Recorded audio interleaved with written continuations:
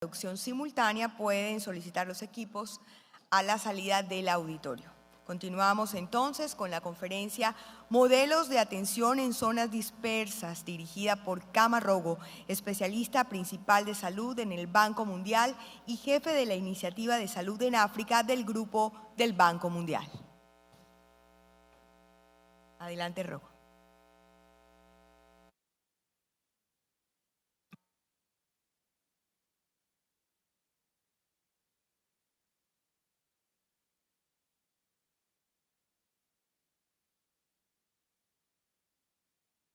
Good afternoon, everybody. I hope that you can understand English and you can understand my accent. First is to thank the organizers for inviting me to come here. I come from Kenya. That's 12, nearly 13,000 kilometers from here. 13,000 kilómetros lejos But de I aquí. consider Pero es para que vean cómo en esta villa hay un final y hay otro final. Para mí, para llegar aquí desde Nairobi tuve que viajar 24 horas porque tengo que ir a Ámsterdam y hasta llegar aquí. Ahí hubo un viaje directo que tomó la mitad de tiempo. Pero hay algo interesante que está pasando entre Kenia y Colombia. Tal vez ustedes saben la persona a este lado, ¿la conocen? Pero no saben el caballero en ese lado. Ese caballero es mi presidente en Kenia y esta señorita es su vicepresidente aquí. Ella estuvo el año pasado en Kenia por un poco de tiempo tratando de establecer unas buenas relaciones entre Kenia y Colombia. Y esto es lo que pasó. Algunos meses atrás, un vicepresidente de aquí quiso visitar a Colombia y estuvo aquí. Y ese es el resultado. Hay un acuerdo bilateral entre Colombia y Kenia para ver de cerca las siguientes áreas. Pero hay algo también muy interesante, que ellos querían establecer un vuelo directo entre Bogotá y Nairobi. ¿Eso no sería increíble? Kenya Airways viaja directamente de Nairobi a Nueva York y esperamos que pronto Nairobi será para Nairobi a Bogotá con la aerolínea Avianca y ella podrá ir hasta Nairobi. ¿Cuántos de ustedes les gustaría venir a ver una ciudad hermosa? No, yo creo que todos ustedes. Nos une una cosa, la equidad. El Ecuador pasa por el medio de Kenia y también por el medio de Colombia. Entonces, si usted va y viaja a lo largo del Ecuador, puede venir a Colombia o a Kenia sin problemas. Y esto es muy importante porque es el centro de la discusión que quiero tener con ustedes.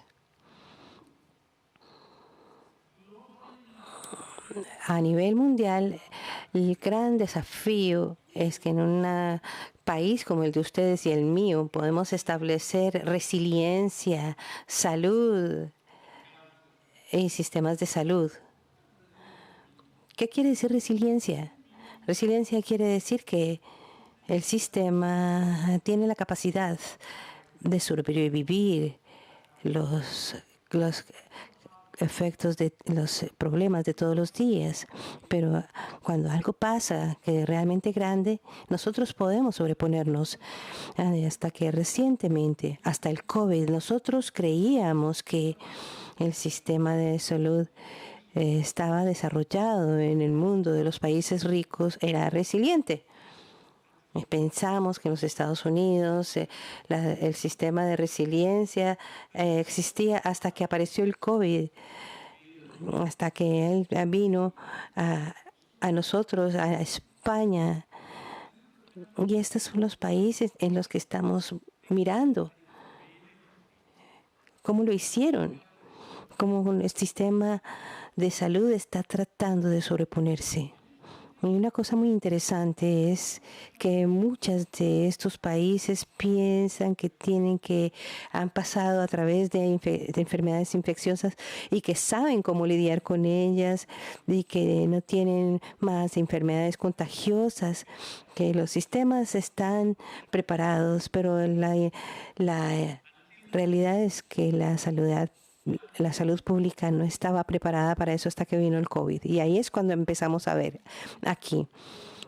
Necesitamos construir un sistema de salud en Colombia, en Kenia, en los Estados Unidos, en el Reino Unido, y que reconozca que los sistemas de salud no son completamente independientes. Primero que todo, dependen del lugar donde están, dependen de dónde esté usted. Usted no puede transportar el sistema de salud español a Colombia porque no va a funcionar. Y segundo, porque la demografía es diferente.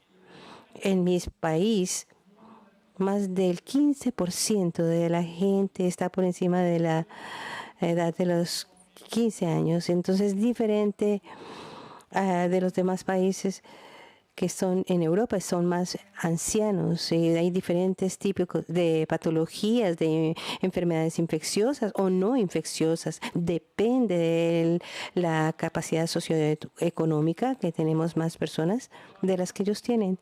Para nosotros, el sistema de salud tiene que tener la capacidad de cuidar a la gente que no es rica, sino a la gente pobre. Los ricos ya tienen buen sistema de salud, ya sea aquí o en Inglaterra, siempre van a tener buenos cuidados, pero los pobres siempre van a tener el peor cuidado. Si ustedes van a los Estados Unidos, van a Mississippi, y encuentran que el sistema de salud de allá es tan malo como en cualquier otra parte por la pobreza. Entonces el ambiente de que mis amigos, mis colegas estaban hablando, cambia todos los paradigmas en los que creemos acerca de la salud. Entonces hay algo que nosotros llamamos, como nuestra organización llama como el sistema de salud, que es los bloques de construcción del sistema de salud, y eso es lo que necesitamos. Hasta el COVID y recientemente estábamos hablando de los cuidados universales de salud, que en realidad no son nuevos. Algunos de ustedes que han estado en el sector de salud por mucho tiempo, como yo, usted sabe que todo el mundo está teniendo acceso a los cuidados. Antes del 2000, el mantra era salud para todos para el año 2000. Salud para todos y salud universal. Y eso significa lo mismo en inglés y en español. Salud para todos y un cuidado universal de salud. Esto es lo que todos nosotros queremos tener. Pero entonces, cuando llegó el COVID, encontramos que eso era durante las emergencias, que el cuidado de salud era para todo el mundo. Entonces, aquí estamos hasta que podemos ver el sistema de salud como si fuera una orquesta sinfónica. No podemos tener el sistema de salud para todo el mundo. Y si usted sabe cómo funciona una orquesta, la trompeta, la flauta, los cornos deben tocar todos juntos. Y desafortunadamente esto no está ocurriendo en el sistema de salud a nivel global en este momento. Porque aquí lo que tenemos que hablar es de los desafíos del medio ambiente, de las amenazas a la salud de la gente, porque están todos los factores externos.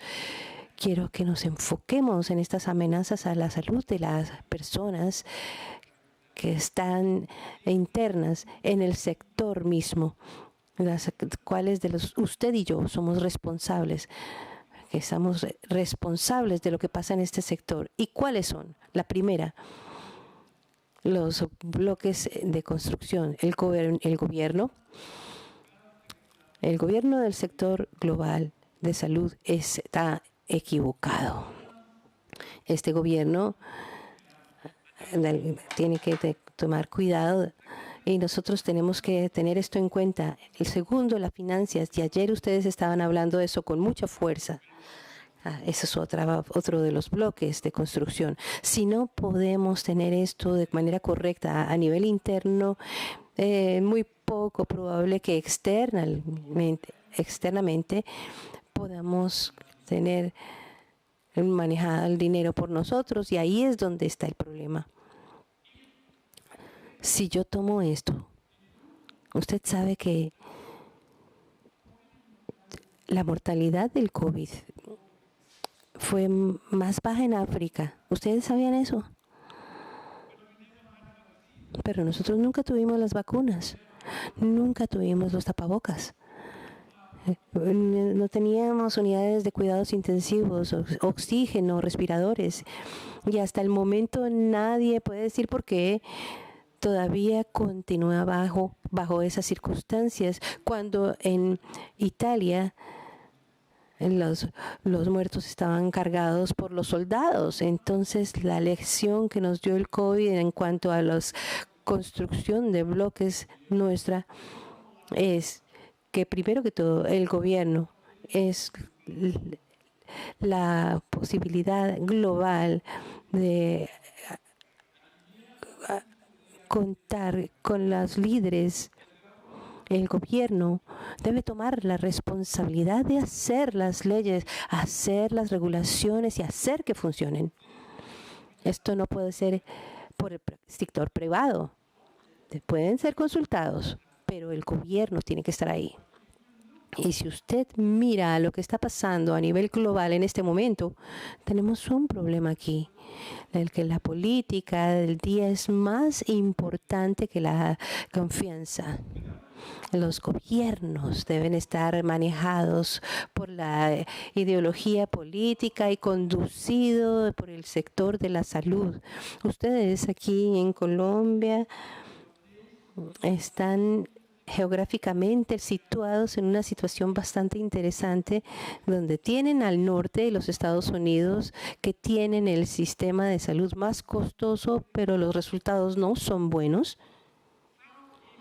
Y al sureste de ustedes está Cuba, una pequeña isla que no tiene dinero, pero los resultados en salud son excelentes. Pero ustedes no quieren mencionar a Cuba aquí, porque las ideologías. Entonces, las ideologías y los gobiernos se convierten en algo que tenemos que extender en el sector, permitirle a la política que nos lidere y a la ciencia que nos lideren. Este es un problema que tenemos en África, también un problema en Latinoamérica, pero es algo que tiene que ser el centro de todo, porque los resultados se necesitan ahora, no mañana. Entonces, hasta que tengamos los gobiernos correctos y tengamos los derechos, no podemos dar el sistema de salud adecuado. Segundo, el papel del sector privado. En este momento, a nivel global, en mi país, en su país, hay una guerra civil perpetua entre el sector privado y el sector público. El sector privado dice al sector público que son ineficientes, que están robando, que están desperdiciando, y ellos señalan al sector privado diciendo que ustedes son demasiado costosos y que no hay un diálogo apropiado ni confianza entre estos dos sectores. Y al final, en su país y en el mío, el sector de salud es mezclado entre el público y el privado. Y en estos sistemas de salud mixtos no pueden sobrevivir si no hay confianza entre ellos, diálogo, y no hacen las mejores decisiones en el interés del paciente, no en el interés de la compañía o de la política. Esto tiene que cambiar. Estamos caminando en una parte del mundo y espero que ustedes puedan trabajar con esto en esta parte del mundo. Pero el sector privado debe decirle que no pueden escoger qué aspectos de la salud pueden dar. No tienen que escoger. Ustedes tienen el derecho a los cuidados de salud que pueden ser fáciles de pagar, de buena calidad y de respetando el dinero que tiene cada quien en su bolsillo. El sector público y privado deben entender este factor clave. El financiamiento de la salud. Tradicionalmente, el sector salud es financiado por el gobierno, pero las cosas están cambiando en toda parte del mundo, incluyendo en su país y en el mío, donde la manera de mandar las finanzas al sector de salud nos hace preguntar cuánto puede un seguro de salud puede dejar solo al nivel del gobierno sin contribuir al sector privado. ¿Cómo paga el seguro de salud en una forma equitativa?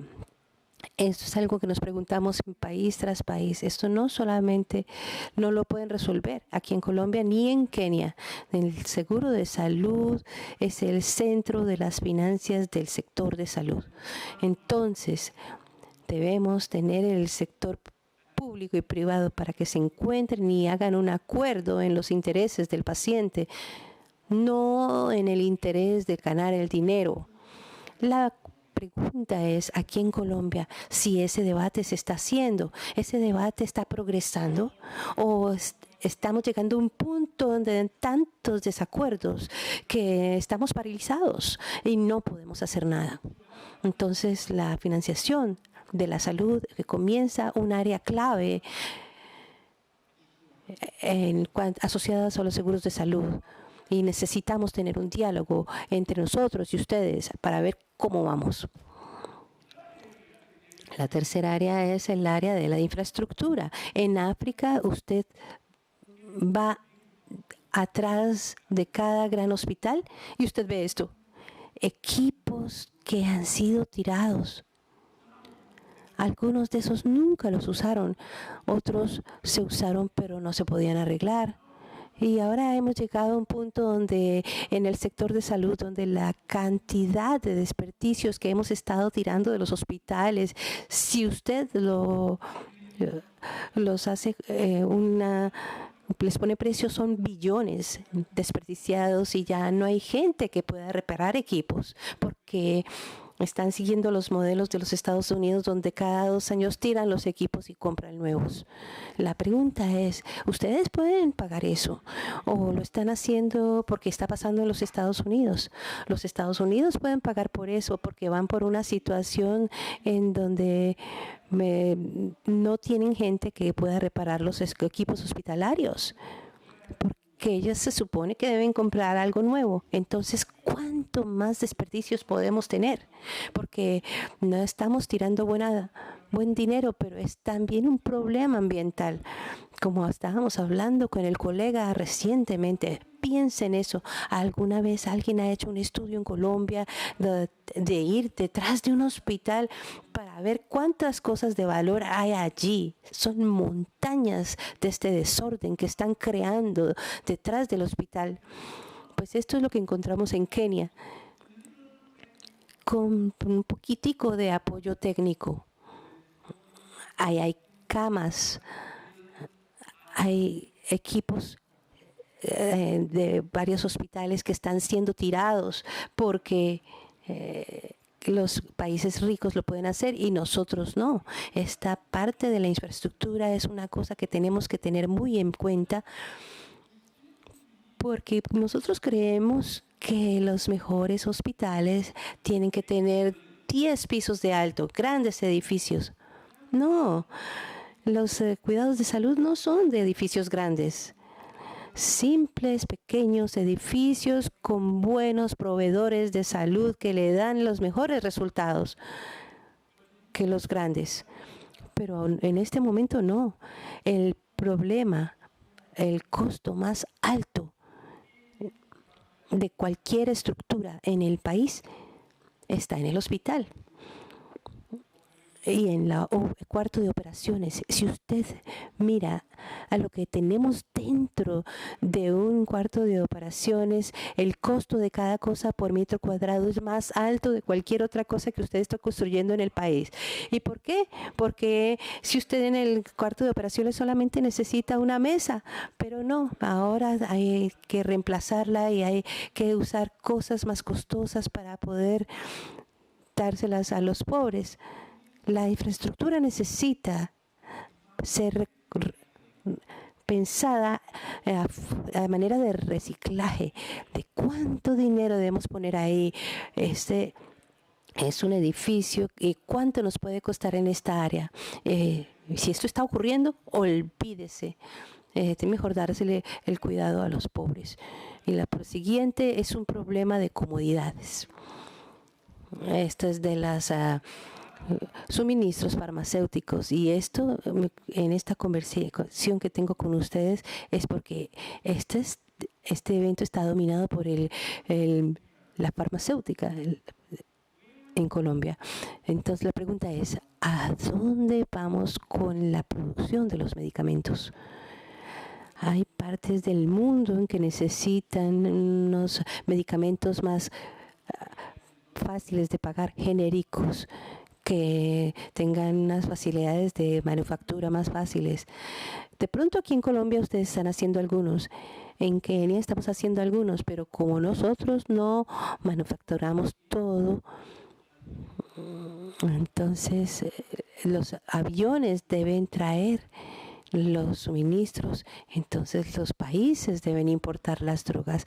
La pregunta es, ¿qué capacidad tenemos nosotros de producir esto a nivel local? Y número 2, para la producción local, ¿somos suficientemente grandes para tener un mercado? Si la población de Kenia es de 50 millones, entonces esto no es un mercado suficientemente grande.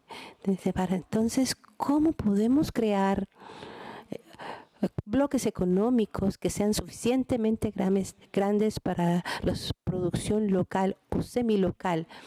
Quizás ustedes lo están haciendo para toda Sudamérica, para África, que es el tamaño de los Estados Unidos, Europa, China e India, todos juntos, todos caben en África. Nosotros no tenemos un mercado, entonces lo dividimos entre los 4 polos, norte, sur, oriente, occidente, pero la pregunta ¿es esta una lección que podemos aprender entre nosotros? Cuando el transporte está disponible, podemos comenzar un diferente tipo de mercado que no sea controlado por Europa. ¿Por qué yo digo esto? Porque África y la población es de 1.3 billones de habitantes. En este momento somos más grandes que China. Y en 5 años va a ser 1.5 billones. Y es el único continente donde la población está creciendo y es joven. Entonces, en términos del mercado, todos ustedes en Sudamérica, todos tienen que empezar a mirar a los mercados del futuro, de cómo van a ser. No van a ser en la medicina en el norte, viniendo hacia el sur. Tiene que ser sur-sur. Y tenemos que crear caminos y logísticas que podamos trabajar en esta área para llevar un seguimiento y movernos con la medicina hacia el futuro. Y tenemos que trabajar rápidamente. No solamente eso, las logísticas también deben mostrar desde la forma en que nos estamos moviendo con la medicina. No puede ser un negocio común y corriente. En este momento, si vamos a hacer un paquete de aquí a Nairobi, DHL, yo se lo puedo ir siguiendo por todo el camino hasta que llegue al destino. Ese debe ser la forma en que la medicina se debe empezar a mover.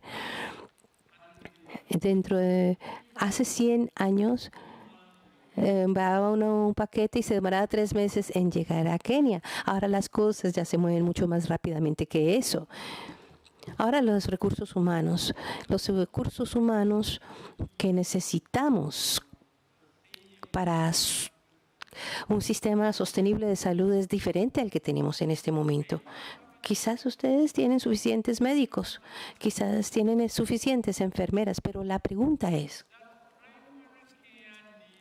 ¿los cuidados primarios necesitan doctores con capacidades como las mías? ¿O los cuidados primarios necesitan gente con menos entrenamiento pero más relevantes al que nosotros tenemos? Esto no sabemos cómo trabaja. El cuidado primario debe ser lo que nosotros tengamos en nuestro país. En los países ricos, ese no es un problema, pero para nosotros sí lo es. Entonces, ¿qué tipo de entrenamiento, de oportunidades de entrenamiento podemos compartir? ¿Cuáles son las cosas que podamos utilizar en un nivel medio para poder hacer posible para cada persona en una villa, en Colombia, en Kenia, que tengan un cuidado de salud de calidad?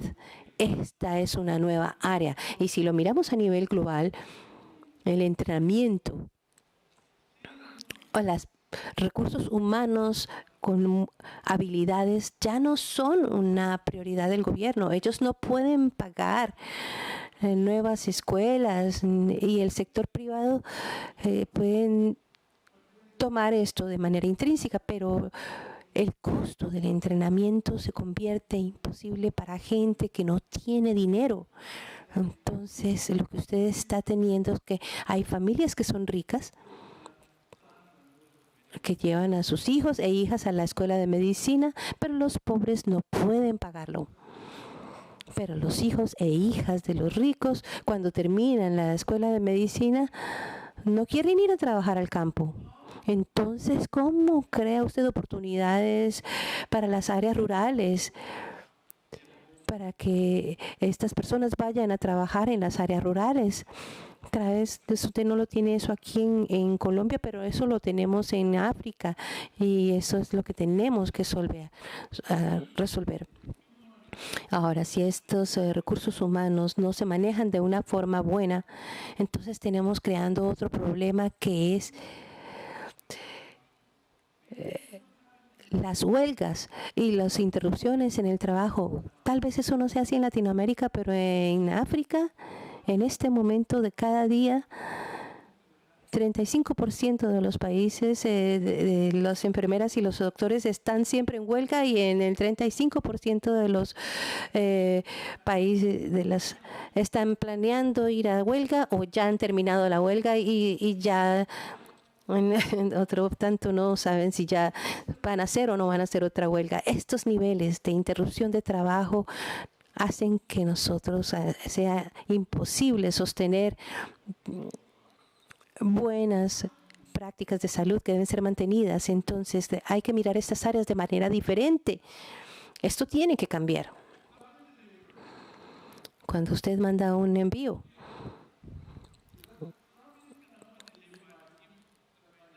si usted no puede enviar, si no tiene los recursos humanos, las comodidades, el dinero, este es un producto de todas estas cosas, pero la mayoría de las veces hablamos acerca de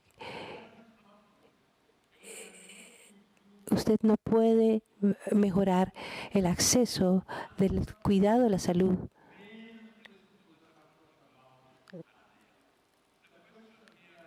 Aquí la pregunta es,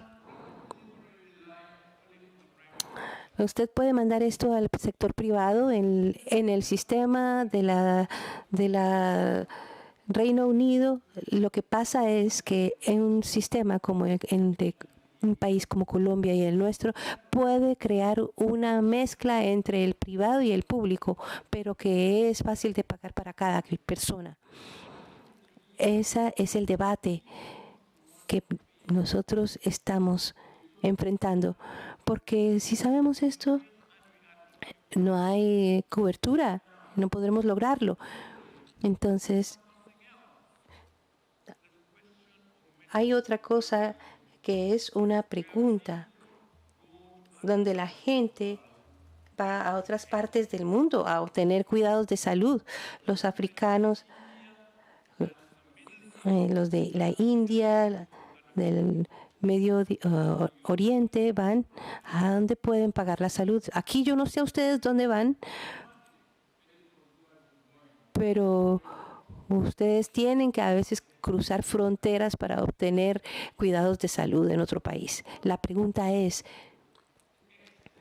¿cuál es la extensión de las situaciones críticas médicas exteriores a las locales? ¿Por qué vamos a exportar enfermedades a otro país?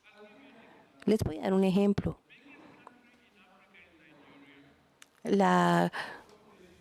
El país más grande de África es Nigeria, con una población de 250 millones de habitantes, y Nigeria gasta más de $1.5 billón cada año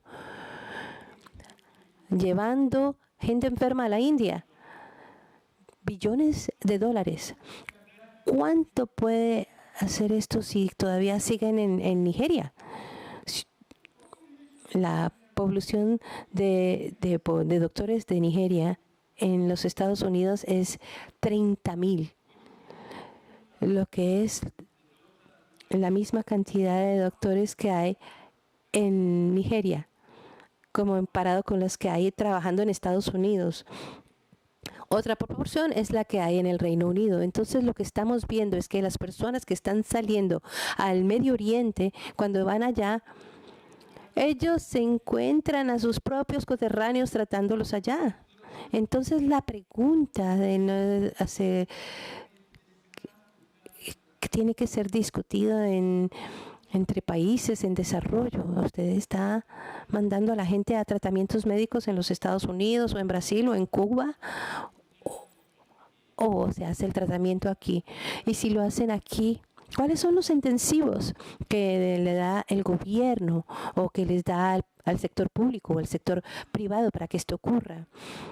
De tener cuidados primarios, cuidados especializados, que debe ser en lugar de atendidos aquí en lugar de enviados fuera.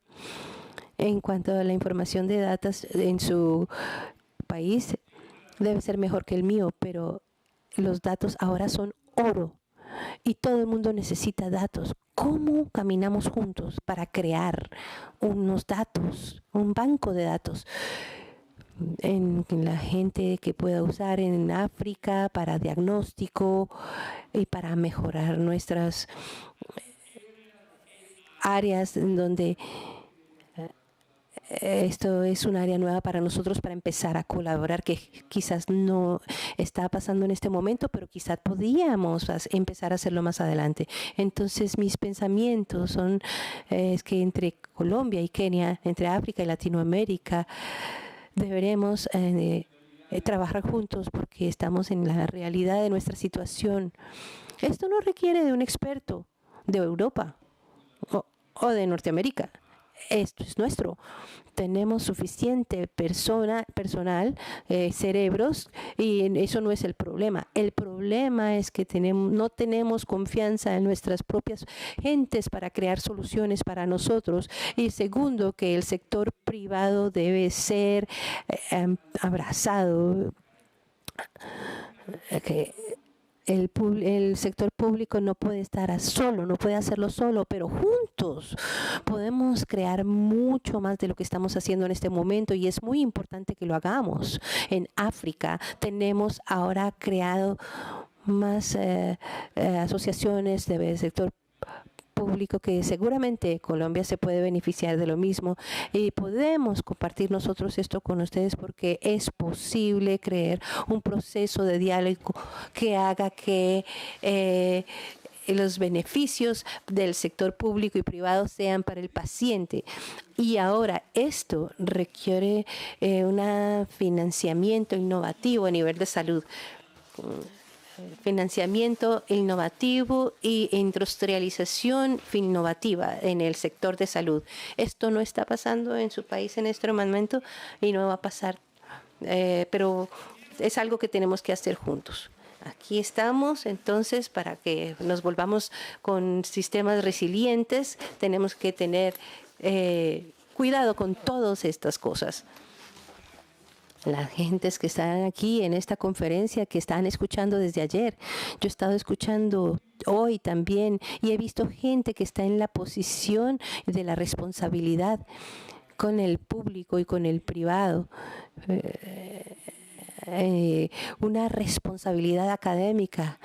Tenemos que poner las cabezas juntas para poder hacer esto que funcione para nosotros. Y los desafío a que desde hoy vamos a establecer un vuelo directo entre Kenia y Colombia.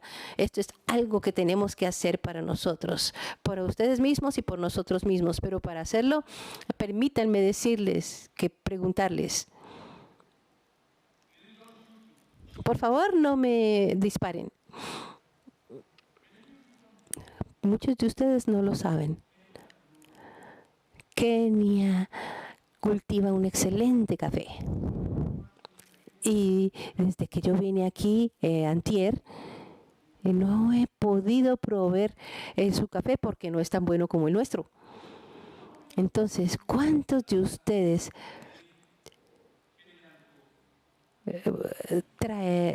escogerían el café de Kenia que el de Colombia? Ustedes son muy patriotas para escoger el de Kenia, pero respetando nuestras diferencias en cuanto al sabor del café, lo que les quiero pedir es que por favor el más grande desafío que tenemos en la salud sostenible es que en las guerras civiles de los sectores públicos y privados entre doctores y enfermeras con especialidades y con la arrogancia que hay ahí. Si nosotros no trabajamos en esto, olvídese del cambio climático y todo esto, no lo vamos a lograr. Muchas gracias.